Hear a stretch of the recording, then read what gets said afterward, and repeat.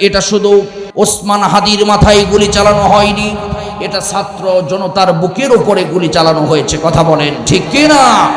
16 বছর স্বৈরাচারকে বিদায় করবার জন্য যারা বুকের রক্ত ঢালিয়ে যারা এই দেশে আবার স্বাধীনতা ফিরে নিয়ে এসেছে, তাদেরকে যারা হত্যা করতে চায় তারা স্বাধীনতার বিরোধী। আওয়াজ তুলে বলেন ঠিক কি না? রাস্তা দিয়ে কেউ যখন সাধারণভাবে হাঁটা চলাফেরা করতে যায়, কখন যেন বুকের ভিতরে গুলি লেগে দুনিয়া থেকে বিদায় হয়ে যায়। আজকের ঘটনা লক্ষ্য করে দেখেছেন ভাইয়ারা আমার, এটা গণতান্ত্রিক দেশ। এই দেশে সবার অধিকার প্রতিষ্ঠিত হবে, সবাই তার অধিকার নিয়ে কথা বলবে। যে গণতান্ত্রিকভাবে সংবিধানে লেখা আছে যার ইচ্ছা সে নির্বাচনে প্রার্থী হতে পারবে যদি যোগ্যতা থাকে। এই যোগ্যতার ভিত্তিতে আমার ভাইয়েরা শরীফ ওসমান হাদি, যিনি এই জুলাই বিপ্লবদের অন্যতম একজন ছিলেন, সে ঢাকা 8 আসনের স্বতন্ত্র প্রার্থী হয়ে এমপি প্রার্থী হয়ে দাঁড়িয়েছিলেন।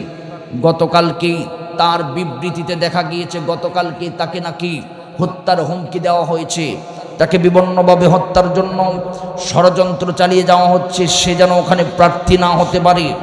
হঠাৎ করে আজকে কে যেন এসে তার মাথায় আঘাত করেছে, গুলি মেরেছে। মাথার গুলি, এই গুলিটা মাথার এক সাইড দিয়ে কানের এক সাইড দিয়ে বের হয়ে গিয়েছে। আমার ভাইয়েরা ডাক্তার বলছে এখনও সে আশঙ্কাজনক, আশঙ্কামুক্ত নয়, তাকে লাইফ সাপোর্টে রাখা হয়েছে। যারা এই দেশে বাতিল বেঈমানকে বিদায় করবার জন্য, 16 বছর স্বৈরাচারকে বিদায় করবার জন্য যারা বুকের রক্ত ঢালিয়ে যারা এই দেশে আবার স্বাধীনতা ফিরে নিয়ে এসেছে, তাদেরকে যারা হত্যা করতে চায় তারা স্বাধীনতার বিরোধী। আওয়াজ তুলে বলেন ঠিক কিনা? এইগুলির বদলা, এইগুলির হিসাব দিতে হবে।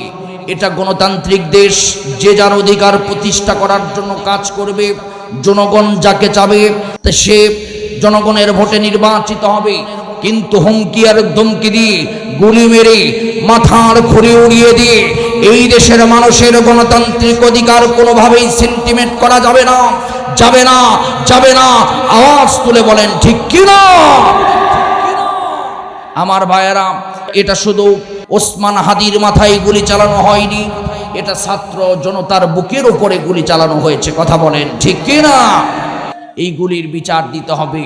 আল্লাহ পাকের কাছে দোয়া করছি, আল্লাহ রাব্বুল আলামিন হাদিকে আল্লাহ পাক অসুস্থতা থেকে আল্লাহ রাব্বুল আলামিন সুস্থ করে আবার জাতির মাঝে ফিরে নিয়ে আসুক। সাহসী এবং ইমানদার একটি ছেলে, যার কথার ভিতরে ইমানের গন্ধ পাওয়া যায়। ঝালকাঠি এনএস কামিল মাদ্রাসার যে ছাত্র ছিলেন, মেধাবী ছাত্র, আল্লাহর কাছে দোয়া করছি আল্লাহ পাক তার উপরে রহমত নাজিল করুন। আওয়াজ তুলে বলেন আমিন, আর জোরে বলেন আমিন। আজকে এই দেশ থেকে অশান্তি মুক্তি করতে হলে লাগবে আল কোরআন, আল কোরআন, আল কোরআন। চিৎকার দিয়ে বলেন ঠিক কিনা? বলেন তো, আওয়াজ তুলে এবার আমি আপনাদের কাছ থেকে জানতে চাই, হাত তুলে বলেন তো শান্তি কি আছে ভাই? হাত তুলে দেখায় দেন শান্তি কি আছে ভাই? এই জন্যই তো কবি বলেছেন, আগের মতো শান্তি তো আর এখন পাওয়া যায় না, মানুষ সব পাল্টে গেছে, পাল্টে নিত জামানা। হয় জামানা ঠিকই আছে, মানুষ সব পাল্টে গেছে।